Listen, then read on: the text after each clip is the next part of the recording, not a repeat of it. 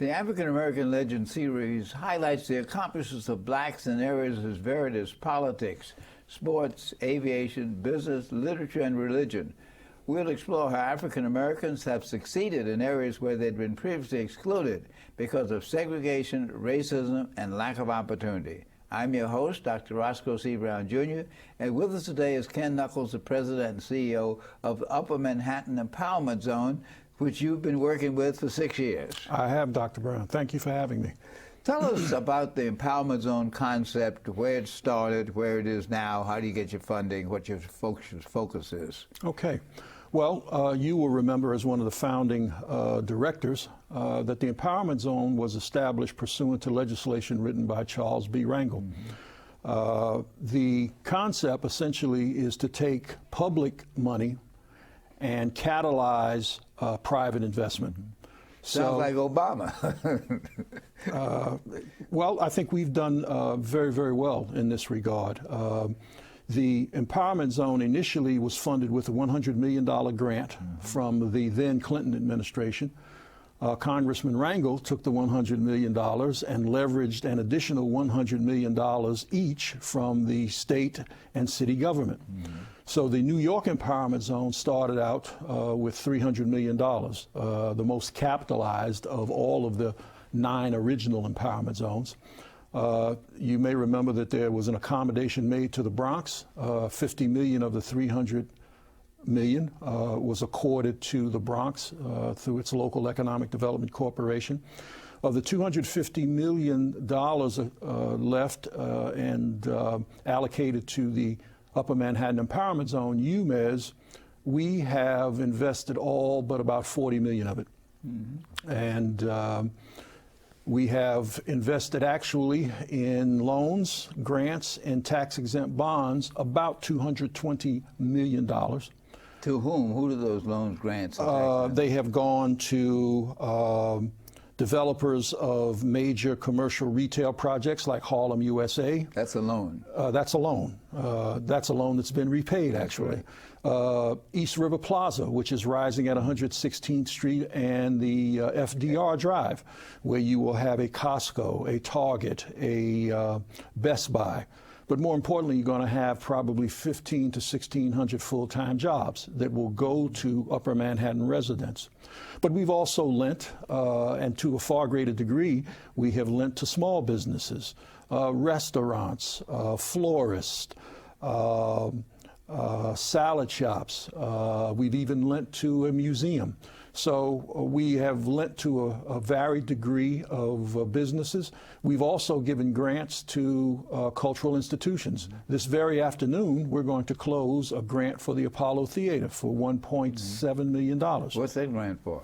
That grant is to continue the Apollo's work around renovation. It goes to institutional growth, allowing them to hire more people to do development work, fundraising, et cetera, and to continue the growth of the Apollo Theater.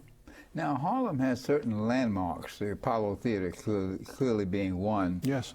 The Harlem USA project being another, the Teresa Hotel being another, the State Office Building being another, the Studio Museum. They're practically all along 125th Street. Now, how does the Upper Manhattan Empowerment Zone cover areas other than the central part of Harlem, which is 125th Street? That's a good question. Our boundaries actually, the southernmost boundary of the Empowerment Zone is 96th Street. And we extend through East Harlem, Central Harlem, up through Washington Heights to Inwood. The northernmost point of the zone boundary is 218th Street and Broadway. So the way we infiltrate, if you will, the entirety of the zone is through a number of ways. We work with, first of all, the community boards, the local officials. Is that required by the legislation? We have on our board, pursuant to the memorandum of understanding, is that we have representation from each community board. But we also have local partners that we work with and fund. The Harlem Business Alliance, which is located in Central Harlem. In East Harlem, we have the East Harlem Business Capital Corporation.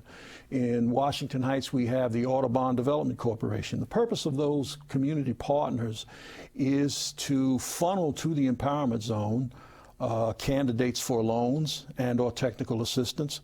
We also provide them with capital to do their own kinds of technical assistance at a local level.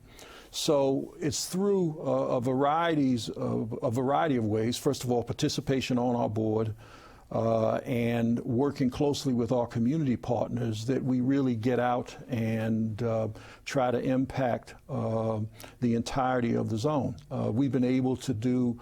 We launched a micro-lending program in East Harlem a few years ago, working with Axion, where we lent more than $500,000 to about 50 small businesses. More recently, we launched another micro-lending effort with Axion in Upper Manhattan, Northern Manhattan, Washington Heights, and Inwood was the focal point.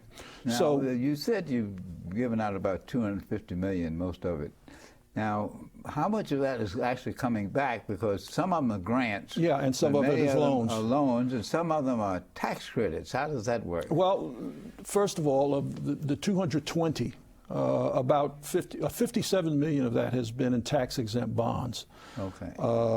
40 million of the 57 went into East River Plaza to build a garage where people can park. That money won't come back. That money won't come back. Years. Of the we have lent about $70 million in loans, and a substantial amount, nearly half of it, has been paid back. So and then we'll continue to recycle that money. Now, in terms of future funding, the future of empowerment zones, is it necessary to have legislation to continue the empowerment zones? And where does that stand right now? Well, I think it was a 10-year period. It was a 10-year period initially from 94 through 2004, but early in 2000, we were extended until 2009.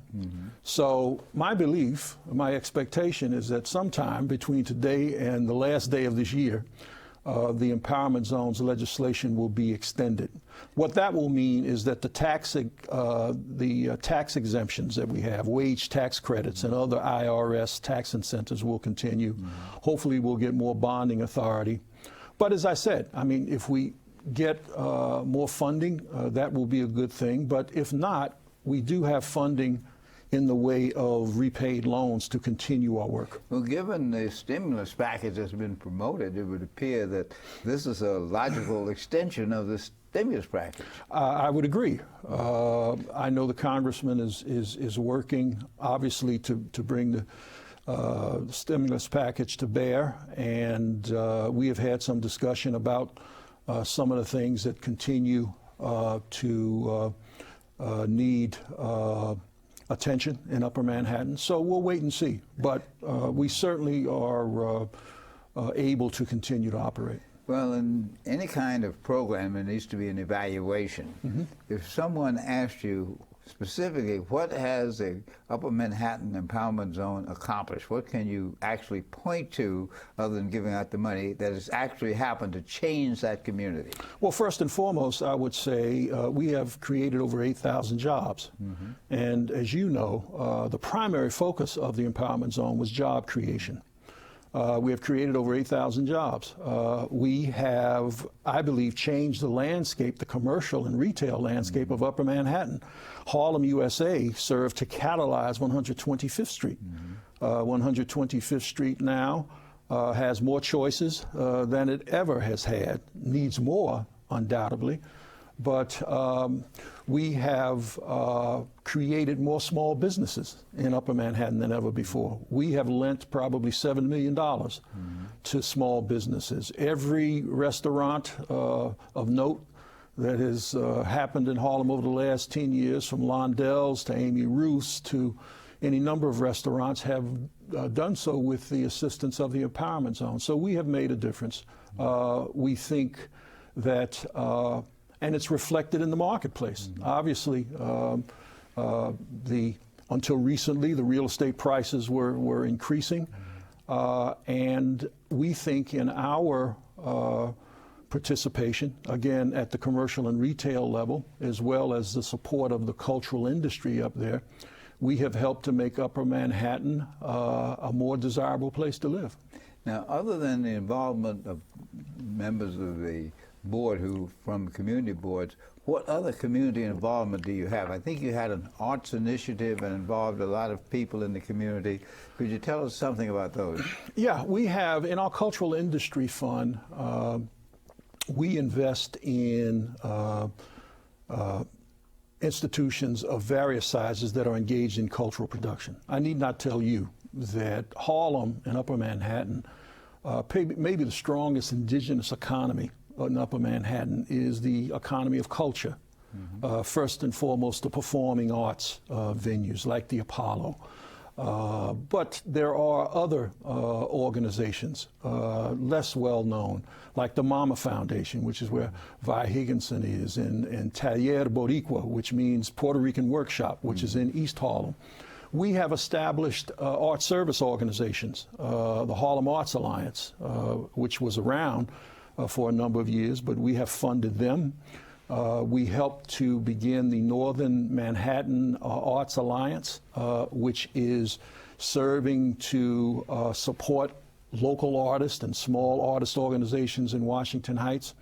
We are working with AHA, the Association for Hispanic Arts, to help stabilize and expand the artist community in East Harlem. So we believe that cultural production is an economic engine in and of itself, because people will come to see the various manifestations of art, and when they come, hopefully they will stay and they will patronize restaurants and buy things from stores. So the city recognizes, I think, the importance of the cultural industry throughout the city, and we recognize in Upper Manhattan that it's a key to the economic well-being of that region. Now, does the empowerment zone do anything with housing? We do not, at least not directly. Now, we have funded retail components of housing projects, but I think... Why is that? The legislation? Well, the legislation. And, you know, as you know, this city, I think, has benefited from the expertise and the activism of particularly nonprofit housing developers. Mm-hmm. I mean, many people would say that's what saved the South Bronx and certainly a lot of Harlem. The focus of the empowerment zone, I think, was unique because there had not been before it the kind of public sector dollars targeted to economic development and business. Mm-hmm. So as we've seen, certainly in Upper Manhattan, the real estate market, well, everything is cooled off now, but there's been tremendous growth there, lots of housing production. What catalyzed that? Well, I think a couple of things catalyzed it. I think the sense that in a strong economy, first of all, the government was able to put resources into housing production. They were able to... back in the 80s, in the Koch administration, they began to make available that was the beginning. Lottery buildings that were owned by the city. 60% of the housing in the city, in Harlem, was owned by the city around 1980-82. And you had a similar kind of statistic in the South Bronx. That was the beginning, but I think what picked up in the 90s, particularly with the strength of the economy, is that virtually all of those city parcels were sold by the city into the private sector. And with subsidies from the city, as well as lending from private banks, you saw development. And that's what happened. I think the role that UMES has played is to provide those new residents of Upper Manhattan and the dwellers of that housing with retail choices, because without the kinds of retail and other support services that you need, like schools and healthcare, you don't have whole communities. So I think going forward, we have to build on the accomplishments. Yet, There are many Harlem residents in many years feel that they are being displaced, that they don't have an opportunity to keep their small businesses, that they are priced out by the housing, and that Harlem will change. Harlem has always been the symbol for Black America almost worldwide, its cultural activity, its education, its political activity. What do you say to people who feel they're being displaced? And some are being displaced, as you know. Some of the small businesses have been put out because the rents have gotten too high. What do you say to those folks? Well, we say a couple of things. First of all, if you're a small business that is in danger of being displaced, we want to work with you because small businesses need to have a couple of things. First of all, they need to have the wherewithal to borrow capital. So we want to work with you around the fundamentals of your business. Do you have a strong business plan? Do you have a lease? Do you have credit relationships that you're going to need?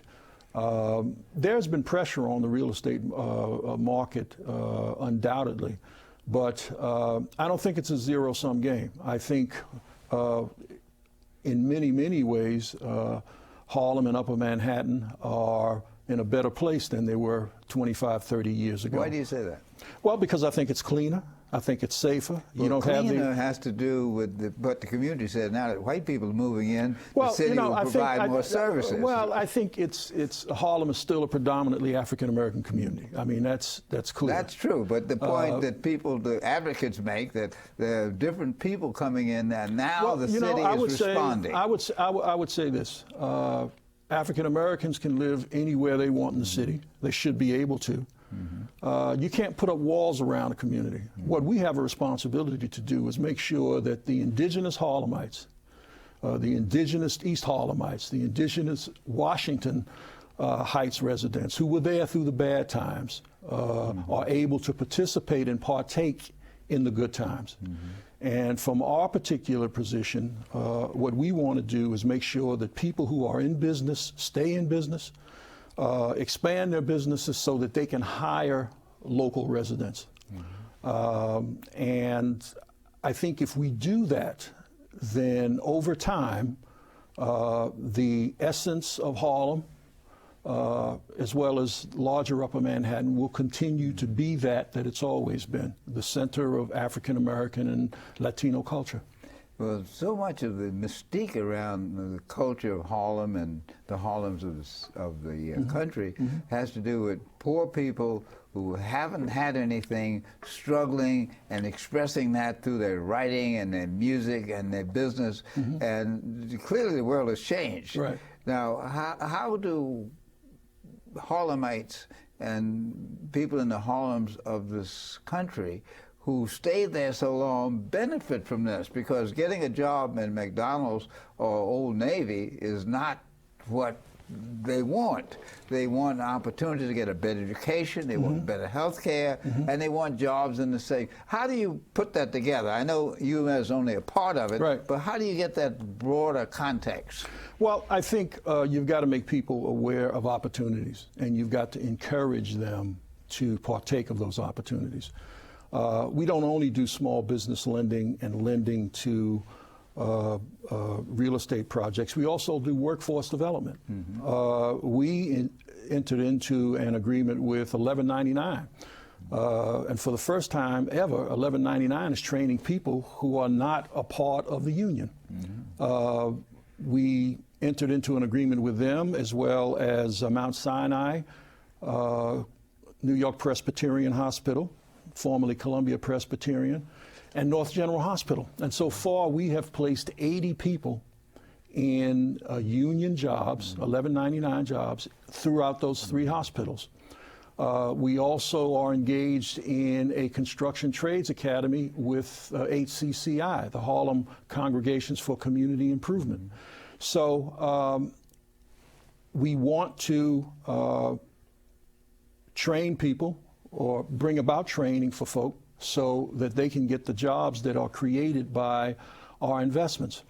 But just as I did, just as you did, I think the strongest rung on the ladder to upward mobility is that of education. So not only African Americans, but certainly African Americans have to continue to seek knowledge and self-improvement. And I think that principally comes through education.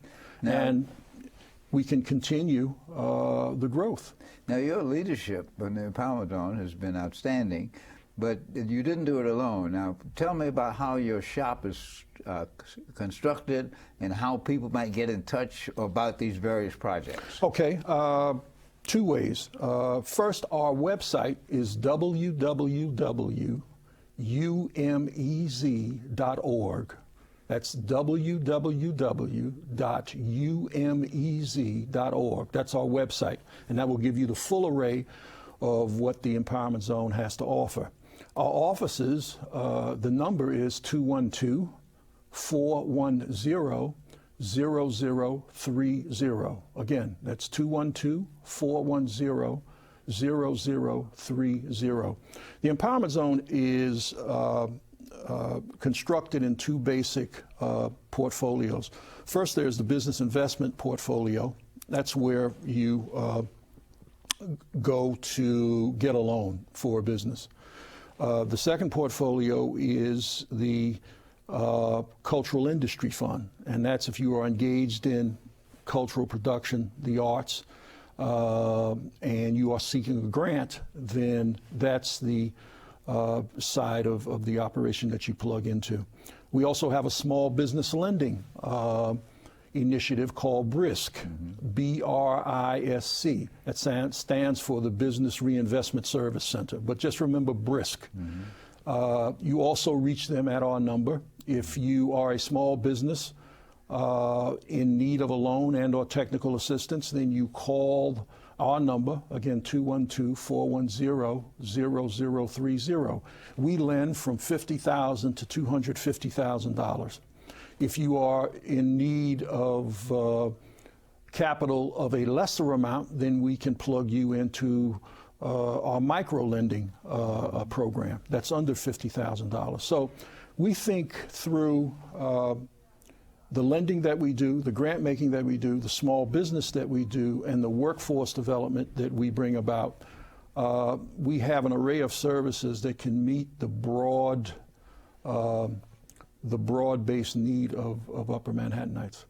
Now, the Columbia University Morningside Heights project has brought about a considerable amount of controversy. I think you worked with the Planning Commission on this, and you worked with UMass. I did. Tell me about how that's working out. What are the goals? How are you muting some of the criticism that's come from the community? Well, the expansion of Columbia was necessitated by the fact that they had run out of space in Morningside Heights. And as you know, I worked at Columbia for 7 years as a vice president. So Columbia, I think, made a decision that if they were going to continue to be competitive and be an alternative to the Yales and the Harvards and the Princetons of the world, that they needed a greater footprint for a facility. So Upper Manhattan, the Manhattanville area, approximately 125th Street to 133rd Street, from Broadway to about 12th Avenue, was the area that they looked at to expand. They have systematically acquired property, probably over the last 2 decades. Their expansion obviously was greeted with a lot of concern and a lot of suspicion on the part of the local community. But at the end of the day, education is a very, very important part of the economy up here. Columbia is one of the top 10 employers in the city. They have about 19,000 employees. So the decision, and certainly a part of my formulation, was to try to determine what I thought was best for the local community. Now, if you look at that area, Roscoe, close to the Harlem River, where Fairway has come in and established lots of restaurants opening, my formulation was that the surrounding community, the Manhattanville houses, and all of the surrounding communities were better served, I think, at the end of the day, by plan development, by a nonprofit who was going to reach out and do things like build schools, dedicate jobs during the construction phase, as well as the permanent phase, where you're going to have probably 7,000, 8,000, 9,000 permanent jobs there, that people from Harlem must be able to access. So I think that's been improved. Yeah, that's been approved. But just to complete my thought, I thought that solution was superior to speculative development that I think would have happened sooner or later, where the community would have had no leverage at all. So that's why I thought at the end of the day, and that's why I voted for it. Is cooperating with them? We will work with Columbia. I have told Lee Bollinger and Maxine Griffith and all of the folk who are involved in Manhattanville that we stand ready to work with them, but there must be employment opportunities. Columbia is committed to that, and we want to work with them to make sure that their links are made between the community and the employment opportunities. And under the leadership of Ken Knuckles, the president and CEO of the Upper Manhattan Empowerment Zone, many good things will happen in Harlem, I'm sure. Thanks for being with us today, Ken Knuckles. Thank you.